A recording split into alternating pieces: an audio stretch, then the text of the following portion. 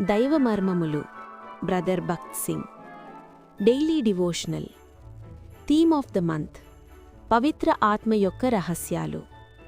Date December 22, 2022.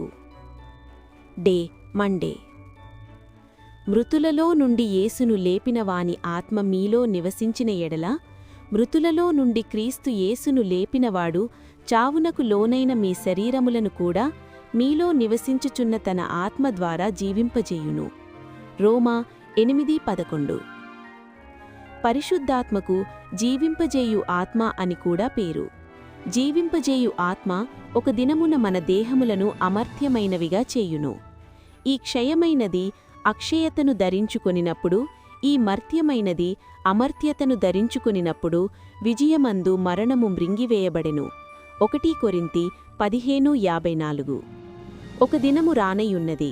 ఆ దినమున అమర్త్యమైన మహిమాయుక్తమైన ఆత్మీయ పరలోకపు దేహములు ఇవ్వబడును. ఆ దేహముతో ప్రభువైన యేసుక్రీస్తును చూచెదము.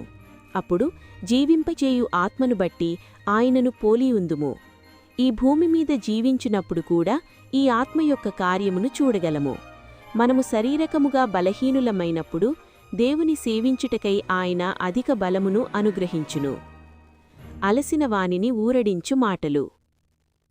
Daily meditations from the ministry of brother Bhakt Singh. చనిపోయినవాడు పాప విముక్తుడు. రోమా 6:7. ప్రభువైన యేసుక్రీస్తు యొక్క శిలువ దృశ్యమును చూచుటకు నేర్చుకొనుము. మేము యేసును చూడగోరుచున్నామని గ్రీసు దేశస్థులు అడిగిరి. మన ప్రభువు, నా ప్రియ స్నేహితులారా, మీరు నన్ను చూడగోరుచున్నారా? అయితే మొట్టమొదటిగా గోధుమ గింజ ఏ విధముగా భూమిలో పడి చనిపోవునో ఆ విధముగానే నా మరణములో పాలివారుగా ఉండుడి అని చెప్పెను. ఏ మానవుడు తనను తాను రక్షించుకోలేడు. అతడు ఎన్నో ఉపవాసములు చేయవచ్చు, ఏడవవచ్చు, దీర్ఘ ప్రార్థనలు చేయవచ్చు, లేదా కష్టములు సడవచ్చు. అయినను తనను తాను రక్షించుకోలేడు. ఆయన యందు విశ్వాసముంచుట ద్వారానే యేసుక్రీస్తు ప్రభువు యొక్క మరణములో పాలివారు తాగలరు. ఉదాహరణకు, కొంతమందికి చాలా సంవత్సరముల నుండి పొగత్రాగు అలవాటు ఉండవచ్చు. రేపటి నుండి నేను పొగత్రాగను అని ప్రమాణము చేసి 1 మారము అయిన తర్వాత రహస్యంగా పొగత్రాగుట ఆరంభించుదురు. వారు అట్టి అలవాటుకు బానిసలగుదురు. వారు ప్రయాసపడుదురు గాని ఏమాత్రమూ వారికి నెమ్మది ఉండదు. కాని మనము శిలువ దృశ్యమును అర్థం చేసుకొనినప్పుడు ప్రతి పాప దోషము ఒక క్షణములో మాయమగును. యేసుక్రీస్తు ప్రభువు యొక్క శిలువ శక్తి ద్వారా పాపముపై విజయము కలుగును. మనము ఎడతెగక శిలువను చూచిన కొలది మన యేసు ప్రభువును పోలియుందుము. ఉదాహరణకు, వివాహమైన వారిని తీసుకొనుము.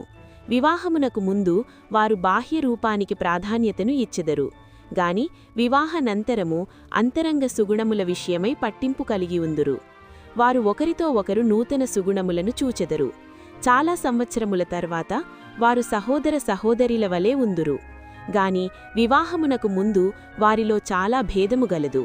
ఇది కేవలము ప్రభువైన యేసుక్రీస్తు యొక్క జీవము మనలోనికి వచ్చినప్పుడు అలాగున ఉండును.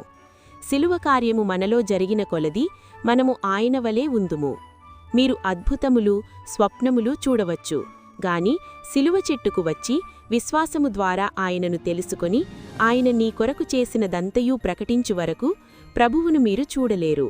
అప్పుడు మీరు ఎల్లప్పుడూ, ప్రతిదినము, ప్రతిచోట ఆయనను, ఆయన పరలోకపు మహిమను చూచెదరు. ఆహా, ఎంత సంతోషము! ఆయన శిలువను చూచుటకు నేర్చుకొని ఆయన వలె ఉండు ఈ అనుభవము ఒకవేళ నీకు లేని ఎడల వచ్చి నేడే పొందుము. Daily Jesus words, హెబ్రాన్.